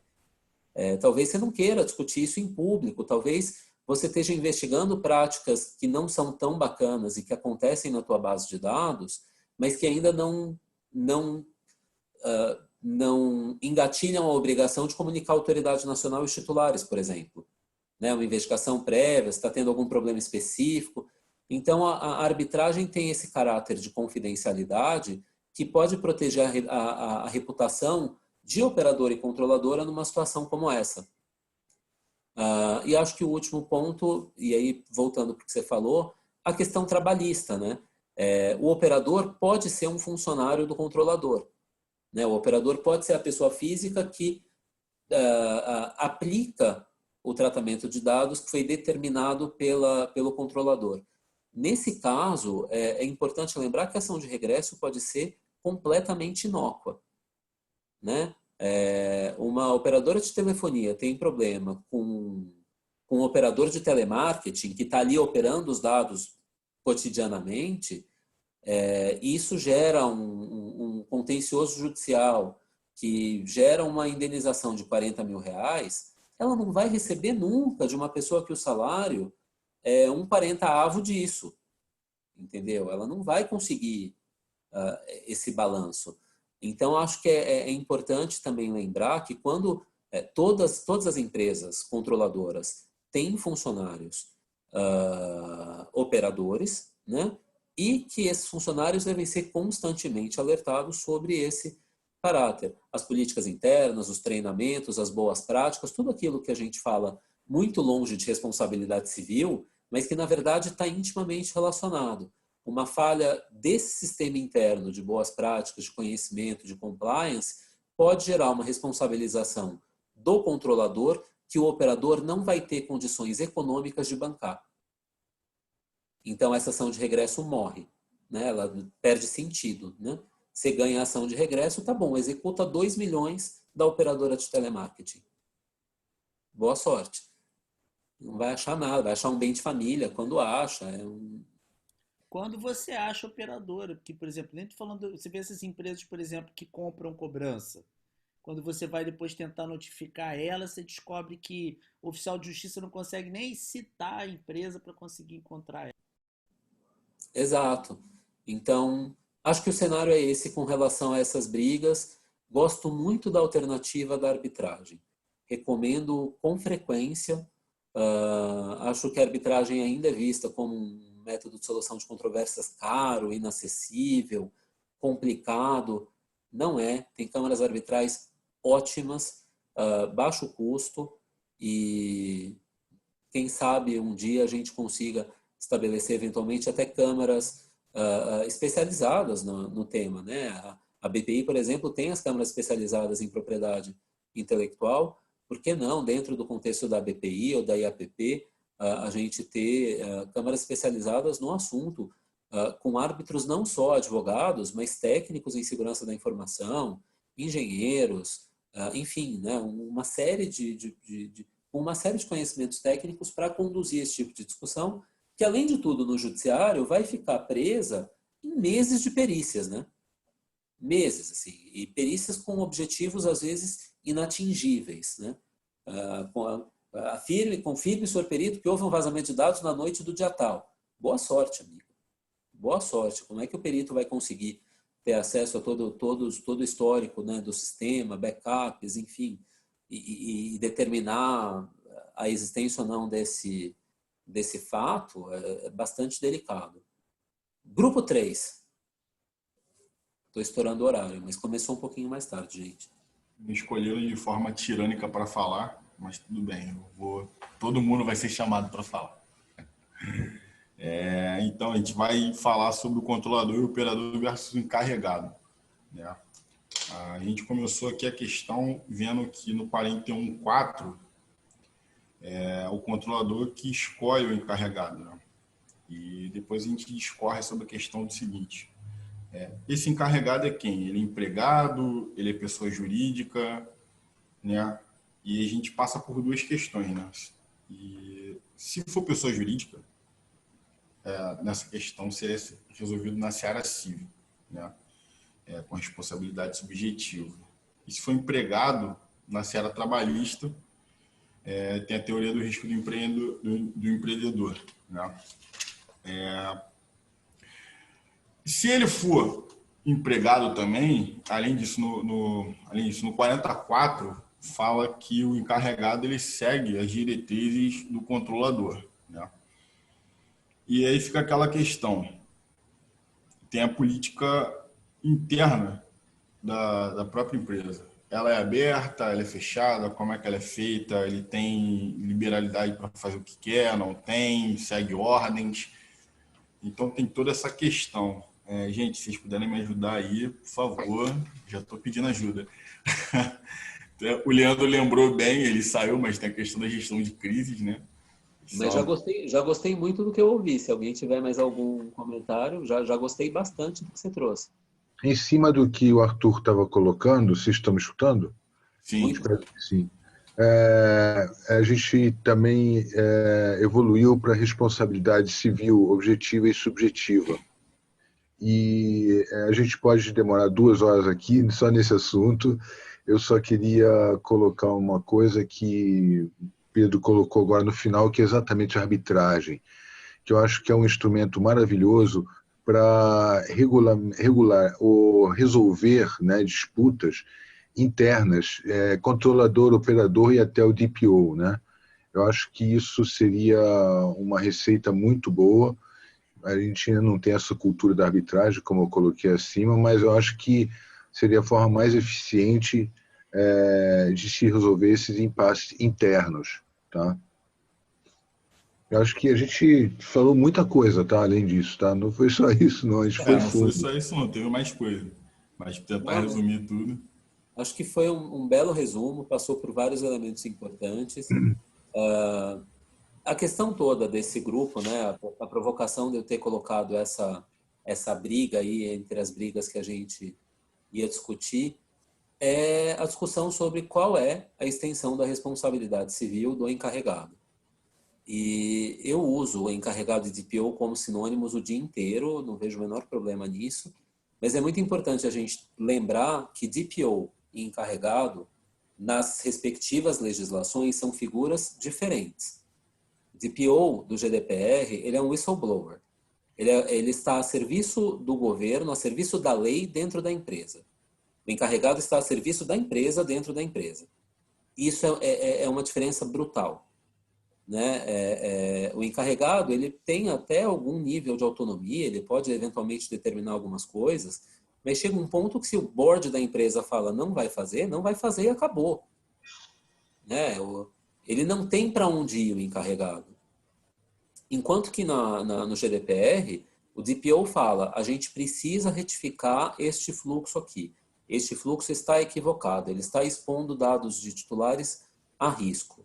A empresa fala, não vamos cuidar desse assunto. Ele é obrigado a reportar. Então lá, a responsabilização muito interessante dele... que você falou. Esse ponto que você está falando é crucial. E a gente até é bom que a gente está tocando no curso, que é um ponto muito importante. A diferença da posição do DPO do GDPR no sentido da obrigação dele perante o regulador e que nós temos aqui na função de encarregado, como você bem mencionou, é diferente. O encarregado não tem uma obrigação, ele pode até, como você falou, a diferença do whistleblower para o sujeito que está ali na empresa e, óbvio, acredito que não vai ser o caso de ninguém aqui, mas a gente pensar em empresas em que tenham encarregados e que o encarregado basicamente tenha que ficar varrendo a sujeira para baixo do tapete, né? Exato. Eu acho que esse é um ponto importante, né? Entender a extensão. E falando da extensão da responsabilidade, como o Jorge bem colocou, responsabilidade subjetiva, né? O encarregado, você teria que provar uma culpa do encarregado para poder responsabilizá-lo. Entram aí duas questões fundamentais. A primeira, o encarregado pode até ganhar mais que a operadora de telemarketing. Mas não é que ele vai indenizar a empresa se a empresa tomar uma multa de 50 milhões. Né? E o segundo, os terceirizados, né? Essa ideia que muita gente tem de TPO as a service, né? Você prestar serviços de ser encarregado em nome de alguém, né? De figurar como encarregado, isso constitui um risco substancial. Porque se por um lado ele não vai tirar 50 milhões de um encarregado, pessoa física, funcionário, né, empregado da empresa, ele pode tirar 50 milhões de um empregado escritório de advocacia de grande porte. E se não tirar os 50, ele pode tirar 5, 10, 12, meio milhão. Depende da estrutura do escritório, acabou. Depende da pólice de seguro que o escritório tem, morreu. Morreu. Já falei isso na outra aula e repito. Seguro de responsabilidade civil. Primeira exclusão que vocês vão achar. Dados pessoais. Não está coberto. Tem que contratar seguro específico. Quem não contratar... Né? Então, esses cuidados são importantes. Pedro, quem pretende prestar esse serviço de DPO as a service, porque esse serviço é arriscadíssimo. Acho que foi muito bom você colocar isso, porque... E sem contar que você vai ter um litígio certeiro com a seguradora. Se algum dia vierem atrás de você, você vai acionar, ela não vai cobrir o seguro, vai falar que foi culpa sua, foi imperícia, houve negligência. E aí a discussão vai se arrastar e você vai ser Discute a esmagado. responsabilidade civil dentro da seara do seguro, até você... ou seja, é complicadíssimo, é o que você realmente falou, e muito importante lembrar, o pessoal às vezes acha que DPO as a Service, é uma nova corrente, não, é uma atividade arriscadíssima, eu preferiria pro lado de paraquedas. Eu antes do curso eu tinha muito essa vontade de ser DPO as a Service, mas depois do curso, de aprofundar os estudos, eu acredito que eu mudei de ideia. Eu prefiro pular de paraquedas, eu prefiro nadar perto de tubarão, acho que é um pouco mais seguro. E aí essas relações, concordo com a questão da arbitragem, sempre importante, principalmente se for um DPO terceirizado, uma prestadora de serviços, porque o tipo de discussão pode ser delicado e a confidencialidade da arbitragem serve como escudo. E acho que é isso, né? E documentação, né? Se você é encarregado de uma empresa, todo mundo aqui tem lá curso daqui, curso dali, certificação, tem lá, um colégio está contratando um DPO, um banco está contratando um DPO, você se candidata, vai lá, passa no processo seletivo, vira o encarregado, documente tudo, tudo, o que você vê de certo, escreve, o que você vê de errado, escreve, tudo documentado o tempo inteiro, para que um dia isso não caia sobre você. Qualquer recomendação, tudo documentado, porque se alguém te disser não, faça a pessoa te dizer não por escrito, né? Existe, por mais que se fale em responsabilidade civil subjetiva, né? Provavelmente o escritório que vai tomar conta do caso, pelo banco, pelo colégio, pela universidade, pela operadora de plano de saúde, é um. O advogado que vai cuidar do caso por você é outro. Não, vocês não têm nem a mesma condição financeira de bancar a briga, né, enquanto a briga dura. Então, se protejam da melhor forma possível, e eu não consigo pensar em uma melhor do que documentação. Documentem tudo. E aí a última briga, grupo 4.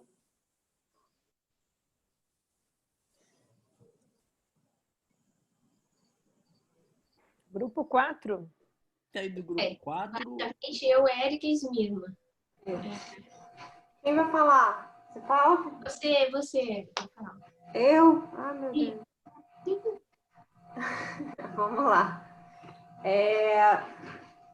A gente conversou e basicamente a gente chegou à conclusão de que seriam reproduzidas aí as discussões que a gente tem hoje com outros órgãos reguladores. Então, eventualmente vai existir discussões aí sobre a regulamentação em si, se viola a própria LGPD, se viola alguma disposição constitucional, se é razoável ou não é. Então, pode existir essa discussão, eventualmente uma conversa aí com o órgão, uma tentativa de ajustar isso, e também o judiciário, né? E, em paralelo também, como essa autoridade ela tem a possibilidade de impor sanções, haveria aí também um espaço para muita discussão. Não só com relação à sanção em si, se ela seria devida ou não, e aí poderia ter uma excludente aí de responsabilidade, algum caso específico, ou até com a irrazoabilidade da sanção, ela ser desproporcional com o evento que está sendo discutido. Então, fatalmente, essas discussões vão cair no judiciário, né? Como a gente tem em outras situações, já hoje, de outras autoridades, né? De outros setores, e é um potencial aí de multiplicação de demandas. Fatalmente, a gente vai ter muita discussão com relação a isso, especialmente se a gente não tiver aí uma autoridade que tenha funcionários bem qualificados, com bom senso, especializados. É uma área que tem questões muito técnicas e está em constante evolução, então isso pode realmente abrir espaço para muitas questões. Então, basicamente isso. Excelente, Érica. Acho que é exatamente isso que eu vejo, né? o desenvolvimento aí de esses direitos setoriais, né, que a gente ouve falar com tanta frequência, direito aeronáutico, direito bancário, que na verdade nada mais são do que ramos do direito que se dedicam a estudar e a discutir as regulamentações de um setor específico, normalmente um setor regulado, né? Life Sciences, que normalmente é um monte de demanda contra a Anvisa, direito das telecomunicações, que é um monte de demanda contra a Anatel. Eu acho que a gente vai ter aí um direito setorial nesse sentido, né? Um direito de proteção de dados, não voltado para o titular, nesse caso, mas sim voltado para essas relações de alto nível entre grandes tratadores, controladores de dados e a autoridade nacional. Diga lá, Dirceu. Eu queria aproveitar, Pedro, para acrescentar, porque é muito, muito interessante esse ponto que você colocou, que é exatamente o que eu tendo, como a gente está falando, a gente falou naquele primeiro caso que era da responsabilidade civil raiz. Agora a gente está falando de um direito regulatório sofisticado, quer dizer, uma relação com a autoridade, relação com, sei lá, entidades que eventualmente estejam envolvidas com isso. Então você vê, a gente foi desde vamos dizer, da responsabilidade civil raiz do advogado que vai ali mal saber o que ele está escrevendo, pegou uma petição na internet, tocou, até o que eu acho que é a área para a qual todos nós estamos nos preparando. O objetivo de todo mundo quer poder trabalhar com um regulatório mais sofisticado, lidar talvez com a própria autoridade ou com autoridades que vierem ter, e que acho que aí é um filão até muito mais interessante do que o filão do DPO as a Service. Tem muito menos risco, né? Você não precisa, teu seguro vai ser menor. Eu pessoalmente acho muito mais divertido, acho mais vai dar um trabalho do diabo, porque você vai virar a noite estudando o regulamento. Mas esse é um trabalho bom, porque enquanto autoridade, de certo modo, se a autoridade, vamos dizer, se a autoridade atuar de forma negligente ou for um pouco desleixada, no final das contas, os advogados vão estar, na parte regulatória, vão estar discutindo, inclusive por via da Justiça Federal, né? Vão estar discutindo, inclusive, no judiciário, a própria validade das regulamentações e do que é que a autoridade vem expedir. Então, é um campo muito vasto e farto, e que realmente a gente precisa que tenha autoridade para que ele possa começar também, né? Exato, eu acho que é um campo bacana porque ele tem chance de chegar no STF, inclusive, né? Como a matéria já foi apreciada, né, apesar de não constar expressamente da Constituição, eu imagino que com alguma frequência algumas regulamentações da Autoridade Nacional possam ser questionadas até em sede constitucional. Então, é isso, além dessas áreas do direito, né? Fora da responsabilidade civil, eu também imagino que exista aí um contencioso massificado na Autoridade Nacional, né? Pequenas demandas ali, dependendo do procedimento, a defesa por um escritório, né, de determinado controlador numa demanda específica na Autoridade Nacional. Acho que isso também pode acontecer. Mas as outras a gente cobriu nessas brigas aí. People, era isso que eu tinha para hoje. Desculpa ter estourado o tempo, espero que tenha sido útil para todos. E dúvidas, comentários, eu estou à disposição como sempre.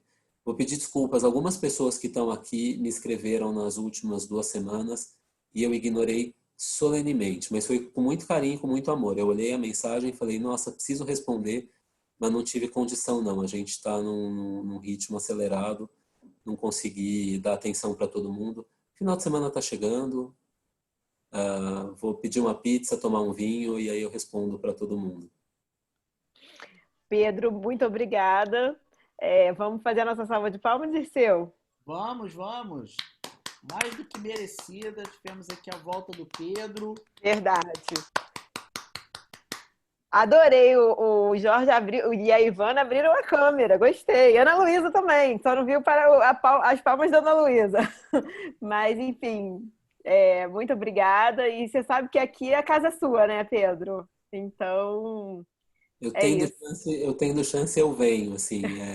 Mais de uma vez durante a aula eu cometi a indelicadeza de olhar para baixo, olhar para o celular.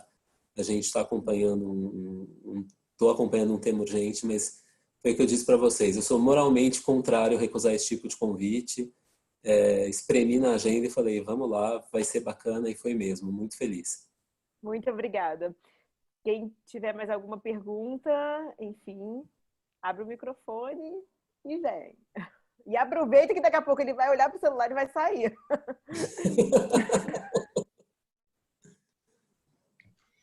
Ô Pedro, talvez eu queira acrescentar de novo o aspecto das possibilidades, né, das atividades que estão surgindo. De novo, eu quero enfocar a arbitragem.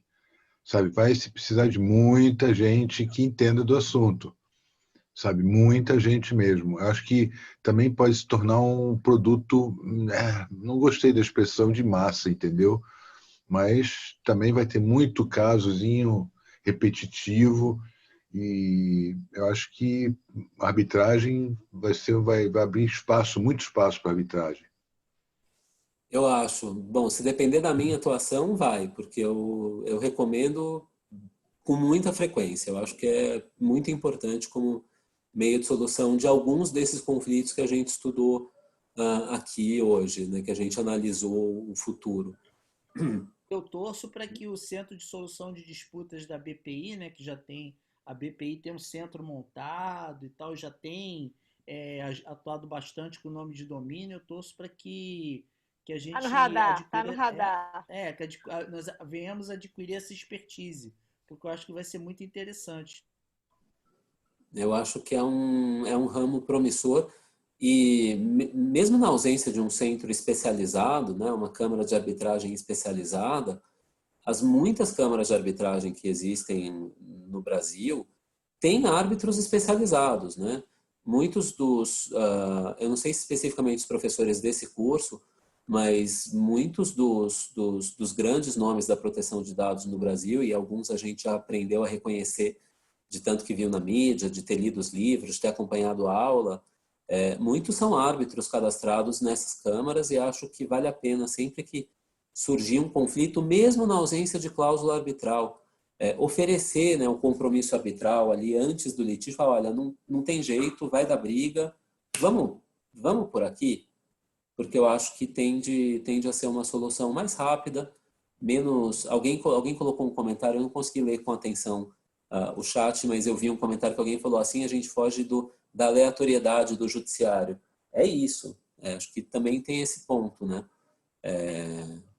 E eu acho também, Pedro, que vai ser muito interessante quando a gente tiver com a autoridade, com as coisas um pouco mais consolidadas, a gente, quem sabe, ver situações como, por exemplo, eu não sei se a gente vai ter isso aqui no Brasil, até uma pergunta que eu aproveito para te fazer para eu ouvir um pouco do seu comentário. Situações como, por exemplo, a da Equifax, do Hilton, em que a própria parte, que no caso foi responsável pela violação, oferece uma espécie de acordo, vamos dizer, pré-fabricado. Como no caso do Equifax, era assim, olha, acho que não foi, desculpa o Hilton, Yahoo, acho que você tem um prazo de tanto a tanto para você se inscrever, você vai receber uma espécie de indenização, vai fazer uma isenção de responsabilidade. E no caso, acho que foi o Yahoo, não sei se agora estou me faltando qual o caso, ele contratava os serviços de uma empresa para fazer uma espécie de monitoramento do seu CPF durante um prazo de 3 a 4 anos, que é um serviço que seria pago e a empresa vai oferecer para você gratuitamente. Não óbvio, mas assim, talvez isso venha a ser uma tendência, não sei. A gente vê em outros países isso acontecer, essas propostas de acordo multi, assim, usuários. Eu acho que, não sei, até pelo judiciário brasileiro isso pode vir a ser visto ou por uma autoridade como até uma tentativa de resolver o problema de boa fé. Mas provavelmente isso vai acontecer, porque o pessoal vai para o MP, faz um acordo que vai sair muito mais em conta do que se fosse encarar judicialmente todo mundo, né? Tem razão, Jorge, você vai poder acabar fazendo isso através de um TAC. Eu lembrei de um TAC de um cliente antigo meu, que era um desses sites de relacionamento, que ele teve que fazer um TAC e eu lembro que para ele até acabou sendo uma solução boa, porque primeiro, só de curiosidade, gente, o Ministério Público queria que ele abrisse lojas no shopping centers de todo o Rio de Janeiro para poder coletar, poder fazer ver a identidade, o CPF das pessoas que queriam se inscrever no site. Porque, afinal de contas, né, o problema era uso indevido de foto de terceiro e como em perfil de site de relacionamento, falava, não, você tem que tirar uma foto da pessoa de verdade ali e pedir para a pessoa mostrar os documentos. Então, quer dizer, isso, na época, chegou a ser cogitado pelo Ministério Público, né? Você tem que abrir uma loja em cada município do Rio de Janeiro para você ter que ter um ponto. Ainda sugeriram usar as loterias. Por que você não faz um convênio com as loterias para ficar a pessoa lá tirando foto e vendo identidade, né? Quer dizer, é uma possibilidade. Assim, essas formas de acordo, elas vão se desenvolver, né? Eu sempre digo isso, né? A aula hoje era responsabilidade civil e eu fui para responsabilização civil, né? Pensando já no contencioso, puxando a sardinha para o que eu gosto de fazer também. Mas eu acho que esse é um mercado, né? Tem uma capa da Time que é um monte de tirinha de informação e o meio da capa diz Your data for sale, os seus dados à venda. Eu acho que a monetização dos dados e até das violações dos dados é um caminho bastante promissor de forma geral. Eu sempre falo que a FIFA lá me inscreveu durante a Copa do Mundo e aí no final do ano me mandou um e-mail falando, quer ficar na nossa base de dados? Você renova o consentimento? Era essa a pergunta. Se você renovar, você ganha a chance de ganhar uma passagem para ver a cerimônia do Ballon d'Or na Suíça. É claro, eu renovei o consentimento. Por um ticket de sorteio, já não precisaram me dar nada. É a chance de ganhar a possibilidade de talvez ir para a Suíça. Como se eu nunca tivesse ido, sabe? Tá, eu quero ir de novo. Pedro, então, essas uma vez em um cliente, não tem nada a ver com proteção de dados, mas é um ponto interessante, eu consegui diversas autorizações de uso de imagem que eram necessárias para a gente poder fazer um filme, como churrasco com cerveja. Fizeram um churrasco com o pessoal que não tinha feito a autorização de uso de imagem, todo mundo bebeu, aí quando chegava na hora, tem que pagar a conta, né? Tem que rachar a conta. Ih, não trouxe dinheiro. Ah, não, peraí, assina aqui a autorização de uso de imagem. Mas é um pouco isso, assim, você tem que ter, principalmente em situações de crise, né?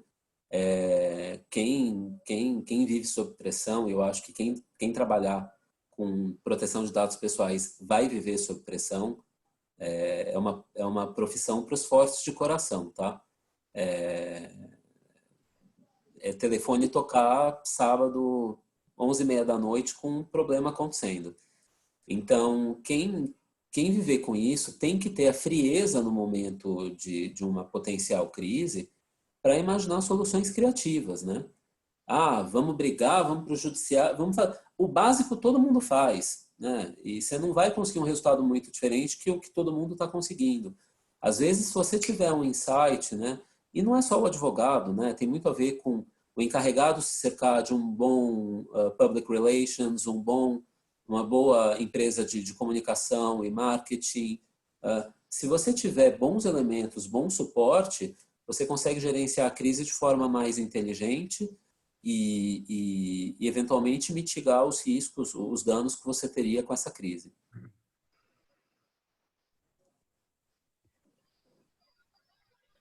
Bacana, Pedro. Pessoal, mais alguma pergunta, mais alguma consideração? Renata, pessoal aí que... Eu estava perguntando isso, eu acho que a Eloá quer falar? É que você fala, eu achei que você quisesse falar. Não, acho que...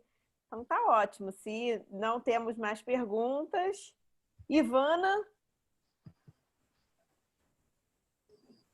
Estou aqui. Pergunta nada? Não, tudo bem. Não, obrigada. Só parabenizar o Pedro. Vou assistir depois a parte da aula que eu perdi. Eu falei para a Ivana na última aula, assim, eu nunca vou me acostumar a estar num lugar que eu tenha que falar mais que a Ivana. A Ivana foi minha professora, não vou falar quanto tempo, e é um absurdo eu estar aqui falando para você, Ivana. É um absurdo, é um sinal de que o mundo está errado. É muito bom te ver sempre. Não é mesmo. Não é sinal, não. É sinal que eu também tenho que aprender, né? E você tem muito a ensinar e eu estou aprendendo muito com você. Fico muito feliz. Agradeço a sua gentileza, mas tenha tranquilidade que eu vou sempre ter o que aprender. E você tem ensinado bastante. Além de tudo, fala essas coisas. Dá um amor, né, Ivana, gente? Obrigado, Ivana. A Ivana, realmente, Pedro... É a Ivana, né? Né, Ivana? Jorge, eu esqueci. Eu preciso te perguntar uma última coisa. Como é que você me chamou numa aula aí que eu esqueci? Era provocador de quê? Era provocador, era alguma coisa muito boa. Eu esqueci de anotar. Desculpe, mas... Ô, talvez Jorge. relacionado a alguma coisa com subversivo também, né? Tinha alguma coisa ali subversiva, que é exatamente o provocador, de trazer novas ideias. Eu gostei. E eu gosto das suas colocações, a liberdade de poder trabalhar os temas. Eu acho que a gente está numa situação bem confortável na Lei de Proteção de Dados, que exatamente nos permite isso, amadurecer. Eu sei o que é isso. Eu já vivenciei bastante API, tem Ivana sabe, Renata sabe, Dirceu também. Tem ciclos e isso é inevitável. Novas especialidades vão aparecer. A única coisa que me deixa triste, como idealista que eu sou, né, e humanista, é exatamente escutar a palavra massificação. Sabe, me lembra aqueles mimeógrafos, sabe? Parece que as sentenças estão saindo dali, rodando todas. Bom, é a vida de advogado, fica criando caso, né? Daqui a pouco cria mais uma especialidade, mais etérea ainda, mais especial, que vai até após o Supremo para colher honorários lá em cima. Pedro, parabéns mais uma vez. A aula teve muita insight teórico, mas fez a gente pensar prático. E isso realmente é o ponto mais alto do curso todo. Maravilha. Espero poder voltar aí nas próximas aulas. Eu juro que eu vou tentar achar um tempinho. Tem mais uma ou duas, Dirceu? Tem mais 2 aulas e o encerramento. Encerramento. Eu juro que eu venho, gente. Então tá bom, gente. Então podemos encerrar. Então vou dar mais talvez não posso falar que a gente vai se encontrar para eu te dar um abraço, mas muito obrigada e sinta-se abraçado mesmo, viu? Encerrar a aula de hoje e a gente se encontra na próxima terça-feira. Obrigada.